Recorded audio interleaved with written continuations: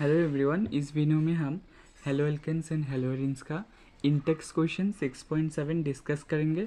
इस क्वेश्चन में हमें बोला गया है which alkyl halide from the following pairs would you expect to react more rapidly by an SN2 mechanism, explain your answer.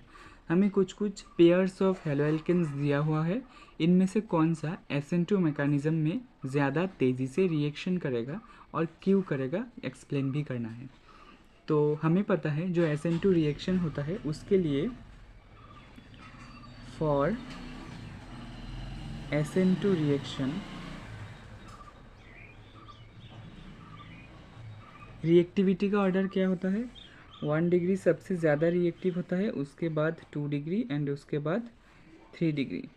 यानी कि जो भी हमारा हैलाइड 1 डिग्री होगा वो सबसे अच्छे से रिएक्ट करेगा due to less steric hindrance. ठीक है, तो हमें इन दोनों कंपाउंड में से कौन डिग्री है ये पता करना होगा। तो यहाँ पर हेलोजन लगा हुआ है, ये वाला हेलोजन इस कार्बन के साथ कनेक्टेड है और ये वाला कार्बन डायरेक्टली एक और कार्बन के साथ कनेक्टेड है। यानी कि क्योंकि ये सिर्फ एक कार्बन के साथ कनेक्टेड है तो ये हो जाएगा हमारा 1 डिग्री। ठीक है, अब हम देखेंगे इसमें ब्रोमीन लगा हुआ है इस कार्बन पर और ये वाला कार्बन यहाँ पर भी एक कार्बन से कनेक्टेड है, यहाँ पर भी एक कार्बन से कनेक्टेड है। यानी कि हेलोजन से जुड़ा हुआ कार्बन फर्दर 2 कार्बन से कनेक्टेड है, यानी कि इसका डिग्री हो जाएगा 2 डिग्री। तो कौन सा ज़्यादा स्टेबल होगा, क्योंकि हमें पता है 1 डिग्री सबसे ज़्यादा स्टेबल होता है SN2 मैकेनिज्म के लिए। तो यहाँ पर 1 डिग्री और 2 डिग्री के कंपैरिजन में 1 डिग्री ज़्यादा स्टेबल होगा क्योंकि यहाँ पर लेस स्टेरिक हिंड्रेंस है। ठीक है, therefore CH3 CH2 CH2 CH2 Br is 1 degree and more reactive towards SN2 mechanism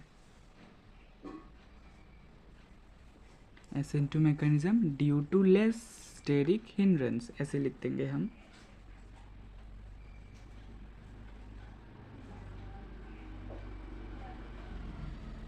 less steric hindrance, right. अब देखते हैं सेकेंड पार्ट। सेकेंड पार्ट में हमें दिया हुआ है ये वाला स्ट्रक्चर CH3 CH2 CH, यहाँ पर ब्रोमीन और यहाँ पर CH3,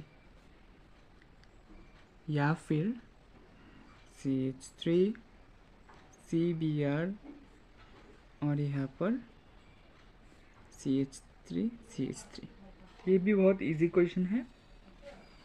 हमें सिर्फ क्या करना होगा, हेलोजन के साथ जो कार्बन कनेक्टेड है उस कार्बन का डिग्री पता करना होगा।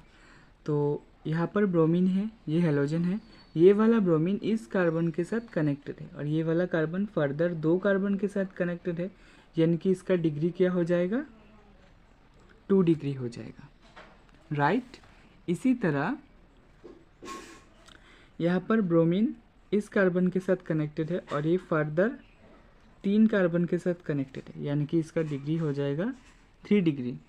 और हमें पता है 2 डिग्री और 3 डिग्री में से कौन सा ज़्यादा स्टेबल है या फिर कौन सा ज़्यादा रिएक्टिव है, SN2 के लिए 2 डिग्री ज़्यादा रिएक्टिव है। तो ये हो जाएगा CH3 CH2 CHBr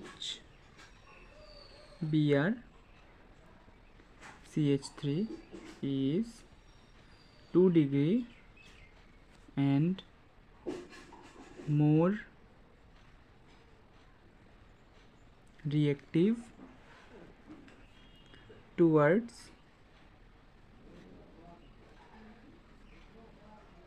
SN2 mechanism। Reason वही same, less steric hindrance comparison to this. ठीक है, due to less steric hindrance. I hope आपको समझ में आया होगा। अब देखते हैं इस क्वेश्चन का लास्ट पार्ट।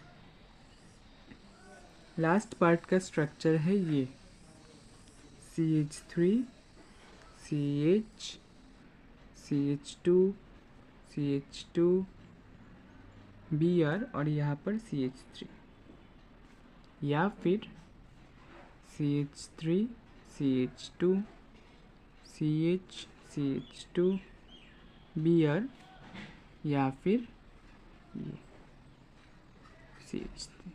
तो हमें ब्रांचिंग से कुछ मतलब नहीं है, हमें सिर्फ मतलब है जो हमारा हेलोजन है या फिर हैलाइड है वो कितने डिग्री का हैलाइड है। तो यहाँ पर ब्रोमीन देखो एक कार्बन से कनेक्टेड है और ये कार्बन फर्दर एक ही कार्बन से कनेक्टेड है, तो ये क्या हो जाएगा 1 डिग्री हो जाएगा, यानी कि ये 1 डिग्री हैलाइड हो गया। इसमें ब्रोमीन इस कार्बन के साथ कनेक्टेड है और ये फर्दर 1 कार्बन के साथ कनेक्टेड है, तो ये भी 1 डिग्री हो गया। अब यहाँ पर आया एक इंटरेस्टिंग मतलब कि टॉपिक, क्योंकि यहाँ पर दोनों 1 डिग्री है, अब हम कैसे डिसाइड करेंगे कौन सा फास्ट रिएक्शन दिखाएगा और कौन सा स्लो रिएक्शन दिखाएगा। तो इसमें हम देखते हैं जो इलेक्ट्रॉन डोनेटिंग ग्रुप है या फिर मिथाइल ग्रुप है वो हैलोजन के साथ कितने पास या फिर कितने दूर है। ठीक है, क्योंकि मिथाइल ग्रुप होता है इलेक्ट्रॉन डोनेटिंग ग्रुप, तो ये इस ब्रांचिंग में इलेक्ट्रॉन डेंसिटी इंक्रीज करेगा। ठीक है, तो न्यूक्लियोफाइल को क्या करेगा, ये रिपेल करेगा, यानी कि आने से प्रॉब्लम होगा न्यूक्लियोफाइल। तो हमें देखना होगा कि किसमें हेलोजन के आसपास मिथाइल ग्रुप किस कंपाउंड में है। तो यहाँ पर देखो हेलोजन यहाँ पर है, मिथाइल ग्रुप यहाँ पर है, यानी कि इन दोनों के बीच में 2 कार्बन का डिफरेंस है। लेकिन यहाँ पर हेलोजन यहाँ पर है, मिथाइल ग्रुप यहाँ पर है, यानी कि इन दोनों के बीच में 1 कार्बन का डिफरेंस है, यानी कि पास कौन सा है, ये वाला पास है। तो ये क्या करेगा, स्टेरिक हिंड्रेंस की तरह बिहेव करेगा और इस कंपाउंड को न्यूक्लियोफाइल की तरफ SN2 मैकेनिज्म में इजी से नहीं अटैक करने देगा। तो ये वाला हमारा फास्टर होगा। ठीक है, हम लिख देंगे CH3 CH CH3 CH2 CH2 Br is more reactive due to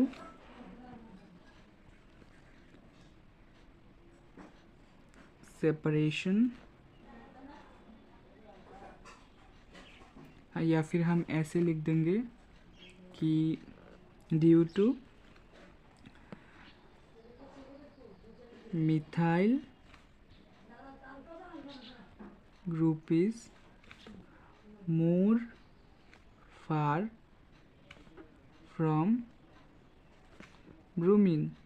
ठीक है, यानी कि ब्रोमीन से मिथाइल ग्रुप ज़्यादा दूर है और दूसरे कंपाउंड में पास में है। तो आई होप आपको ये क्वेश्चन समझ में आया होगा। नेक्स्ट वीडियो में हम इंडेक्स क्वेश्चन 6.8 डिस्कस करेंगे। सो कोई डाउट लगे तो कमेंट में पूछना। Thank you for watching.